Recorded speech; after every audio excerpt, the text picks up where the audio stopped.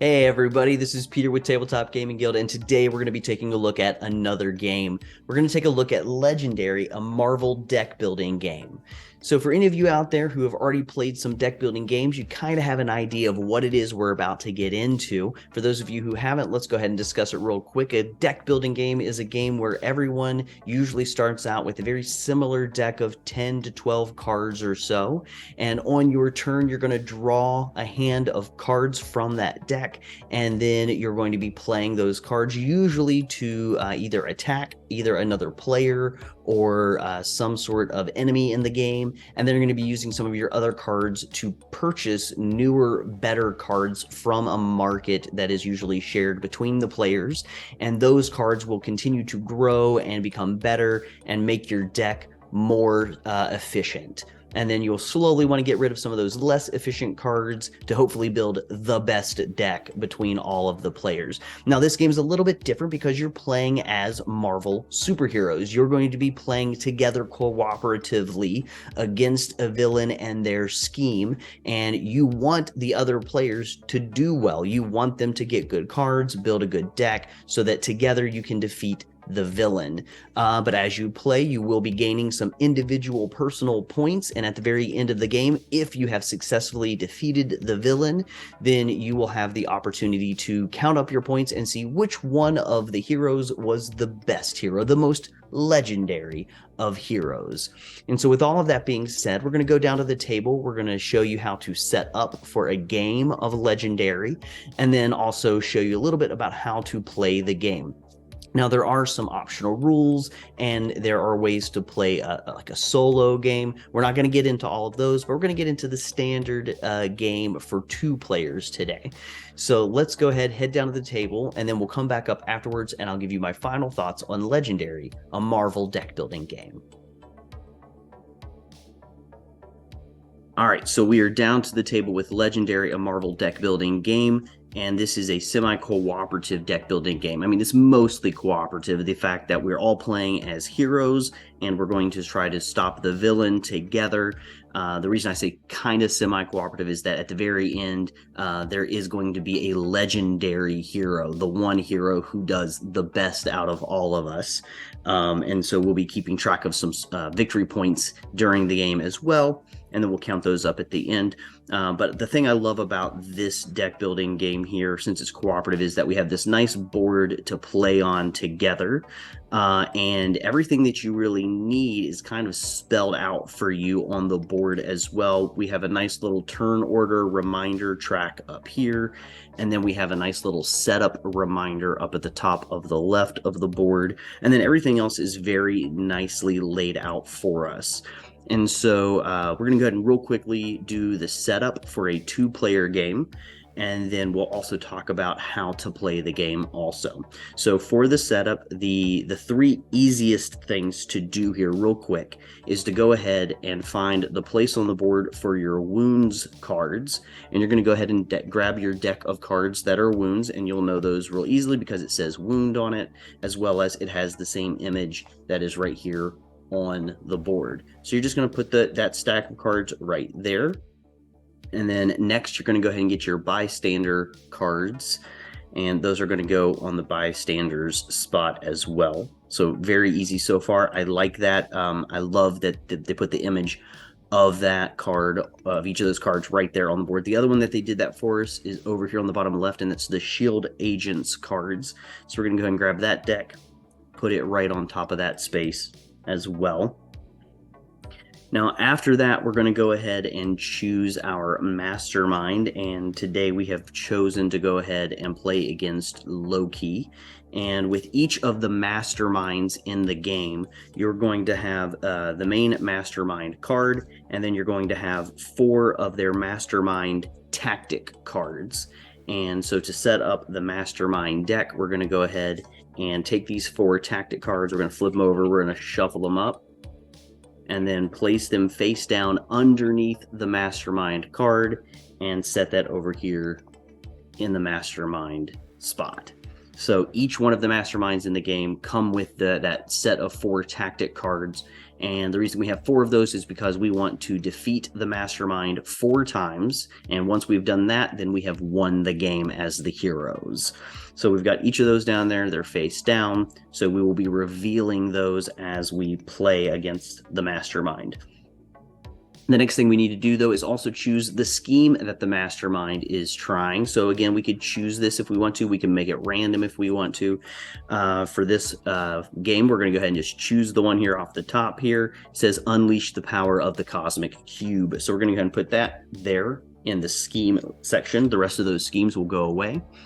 And so you saw here that there's quite a few of these schemes. So this is going to make for quite a bit of replayability of this game. The fact that we have a lot of masterminds to choose from, we have a lot of schemes to possibly choose from, and then there's tons of heroes and other villains and henchmen that we can mix and match together to get varying degrees of difficulty throughout this game. The next thing that we're going to go ahead and do now that we've got our scheme, our mastermind, and our shield agents, wounds, and bystanders, we're going to go ahead and put together our villain deck. So our villain deck, we're going to go ahead and get out here 5 Master Strike cards. And that's all there are here in the game, 5 Master Strike cards. We're going to go ahead and set those over here in the villain deck. And then we're going to look at our scheme card that we chose, and it's going to let us know how many twists we're going to be putting in here. And our twists look like this. The card says scheme twist. There's a stack of them here. And this specific scheme says to add 8 twists to the villain deck. So we're just going to go ahead and count those out and add those over here to the villain deck. And again, like I said, we are playing a 2-player game. And so up here in our setup, it does let us know exactly how many of the villain groups to add, how many henchmen groups, bystanders, and then also how many heroes we're going to be playing with. So in the villain deck, we are going to have our master stroke cards. We're going to have our scheme twists, and then we're going to add our villain groups. So for Loki, being our mastermind, it says here that he always leads the enemies of Asgard. And so we're going to go ahead and take the enemies of Asgard's cards, and we are going to be adding those to the villain deck. Drop those in there. Make sure that's all of them. Yep. All right, so we got those added in. And then we are going to go ahead and add in one more villain group. And I have pulled aside as well the Hydra villains deck. So we're going to add that in here. And then we need one group of henchmen. And each one of these will say villains. And then this one here specifically says henchmen. So that way you can tell which ones are which. And we're going to be adding the Savage Land Mutates. So we're going to add those here to the villain deck as well. And then the last thing that we add into the villain deck is the bystanders. And again, for a 2-player game, we are adding 2 bystanders to the deck. We will then go ahead and flip these over, shuffle them up real good, and then put them into a face down deck. Now, the next thing we need to do is we need to go ahead and make our hero deck. For this specific instance, again, we're playing 2 players, so we are going to be having 5 heroes. Now, 5 heroes is the same in a 3-person, 4-person game, but if you have a 5-player game, you will add a 6th hero deck. For this game, we're specifically going to be adding in the Captain America cards. We're going to add in the Black Widow cards. We're going to go ahead and throw in Light Storm and Deadpool, and of course Thor to take on Loki. So we've got all of those in there. We're going to go ahead and shuffle those up for our hero deck as well.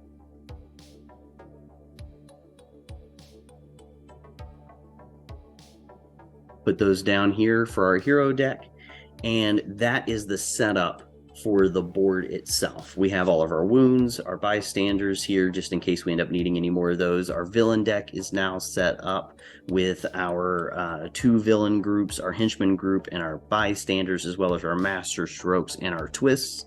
We have our hero deck here full of our 5 different heroes. shield agent cards, we have our mastermind, and we have our scheme. So that is everything that you need to set up the board itself. Each of the individual players will also now be getting 8 shield agents.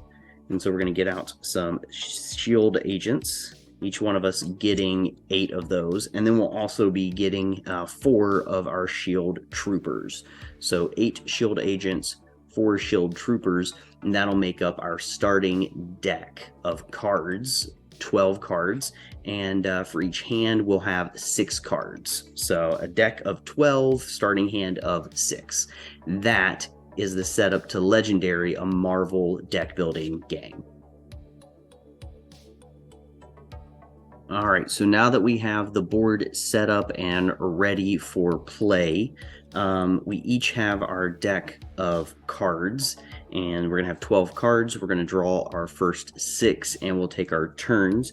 To finish, though, the final bit of setup here is we do want to go ahead and put out our HQ, and that's going to be 5 of our hero cards, and these are going to be available for each player for purchase to add hero cards to their deck, because just like any other deck building game, everyone starts off with cards that are very similar and they're usually not very powerful, but as you play, you will be spending points on these cards to purchase some of these hero cards from the HQ in order to beef up your deck. And then you'll also have the opportunity to do some winnowing out of your deck as well, so that the more powerful cards will come up more often. So we have down here our HQ with our first set of 5 cards, and then we're going to be playing from our hand. And so again, like I said, the first bit of the game, we're going to have some pretty weak cards. We're just going to have these shield agents and these shield troopers, but on each one we have down here some numbers, and the numbers here that are in the stars, these are going to be used for recruiting the hero cards down here, and the numbers with the Wolverine scratch marks behind them, those are going to be used to attack the villains who are going to be here in the city row. So once it's your turn, you're going to follow this turn order. You're going to go ahead and flip the top card of the villain deck, and you're going to place it, if it's a villain, right here into the sewers. So the villain goes here into the first right hand space on the board. Now, if there was already another villain out here in the sewers and we flipped over another villain, then we would scoot the villain in the sewers over into the bank, and the next villain would go here in the sewers, and that would continue as you continue to flip villains, pushing the villains further into the city. If ever a villain is all the way over here at the bridge and would get pushed over again, that villain will have escaped successfully from the city, and they'll go up here into the escaped villains deck. Now on my turn, I will flip over the topmost card on the villain deck. I'll flip it over. If it's a villain, it's going to go here into the sewers, and then I can continue as follows. So I'm going to play the cards from my hand, hopefully with enough attack power to defeat the villain. To attack the villain, I have to at least have as much attack power from my cards as the villain has in its attack as well. So this is 3. If I can provide 3 attack power from my hand, then I will be able to defeat this villain and remove it from the board. If it has more power than I do, though, I will not be able to fight it or defeat it. So we're going to flip over that card. I play my hand. In my hand, I have 3 stars, and I have 3 attack. So the 3 attack would be enough to go ahead and to defeat this specific villain, and I would be able to remove it from the game. This villain also does have a fight effect on it, and a lot of these cards do. It's listed right here. We're going to make sure to do those actions as well. Each card's going to have something a little bit different on it. This one specifically says, when you draw a new hand of cards at the end of this turn, draw an extra card. So that means on the next hand, I'm going to get to have 7 cards instead of just 6.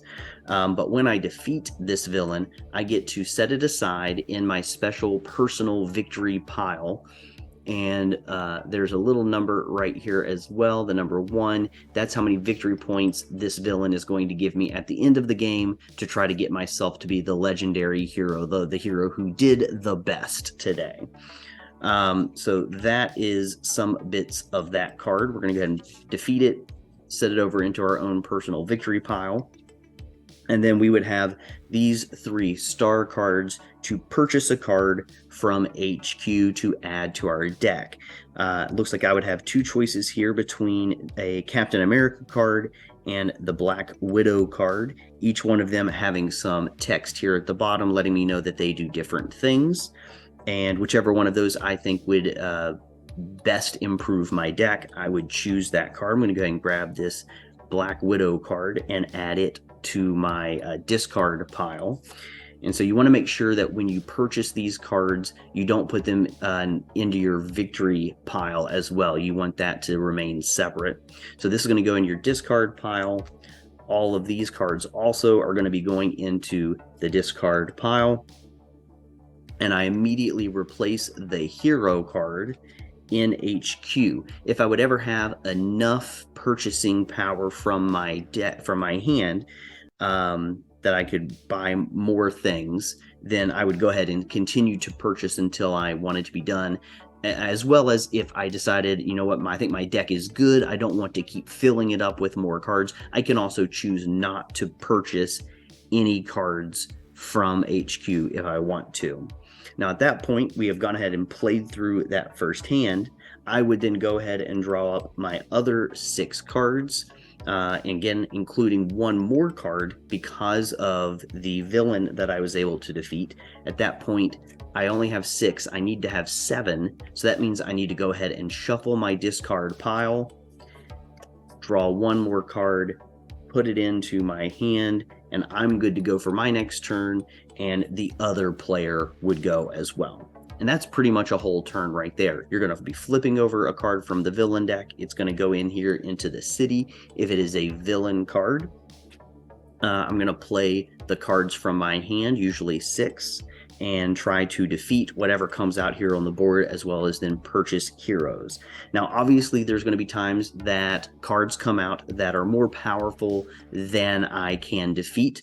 Those cards are going to be able to stay out there. I'm going to be discarding the cards I can't use, again, trying to purchase more cards here from HQ.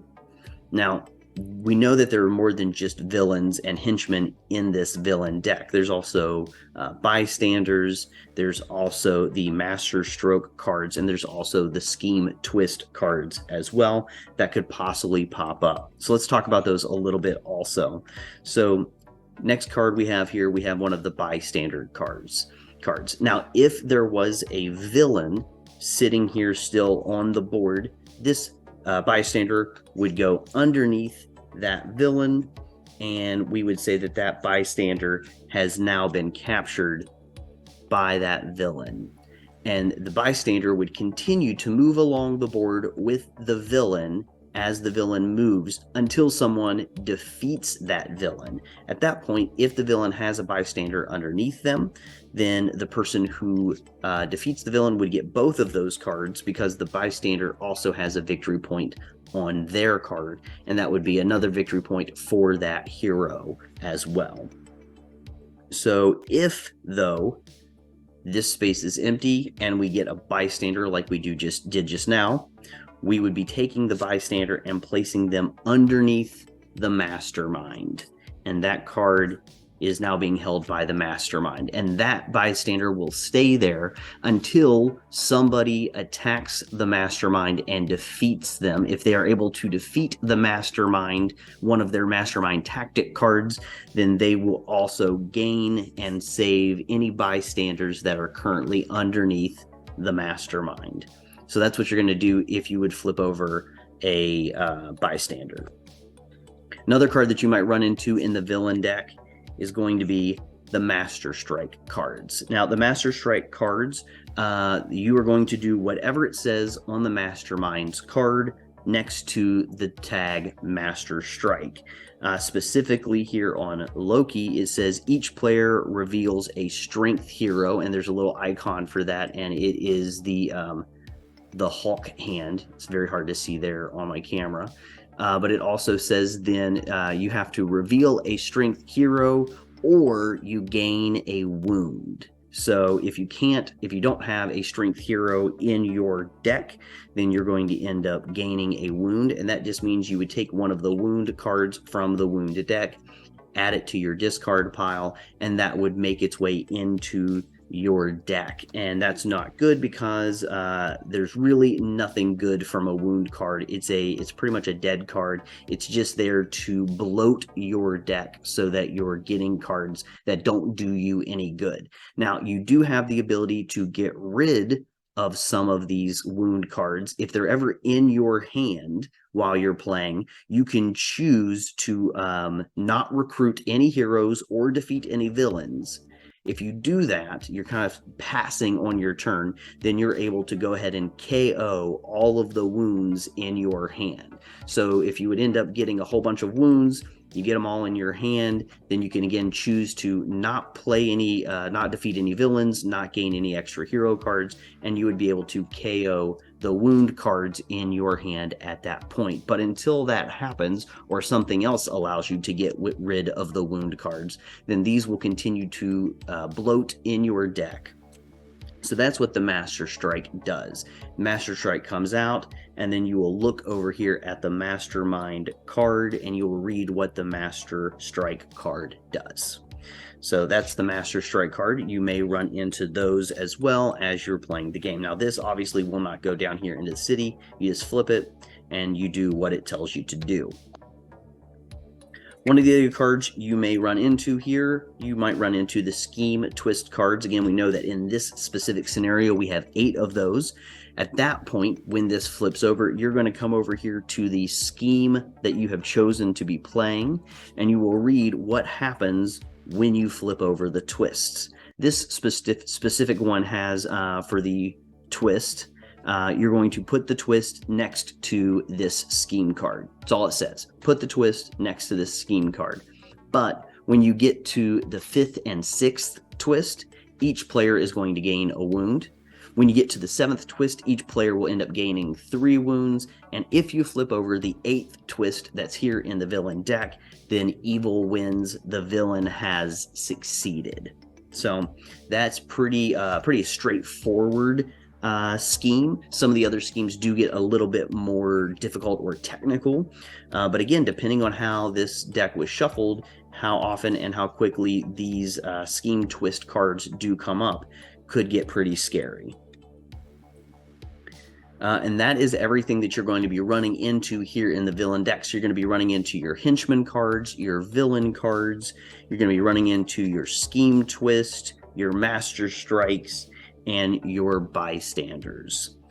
Now, like I said, as you play, the villains will slowly be moving their way across the city. When it's your turn, if you're going to attack one of the villains, you can choose whichever villain you want. You do not have to attack in any specific order. If they are here in the city, then you are able to attack them as long as you can produce enough attacking power from your cards. And again, as you get your hero cards, you're going to be able to do more and more either damage or have more purchasing power to gain even better hero cards.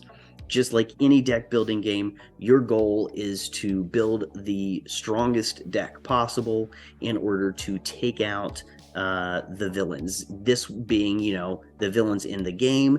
This is one of the only cooperative deck building games that I've played. I've mostly played player versus player deck building games. So this one is a fun one. I like the idea that we are playing in the Marvel Universe.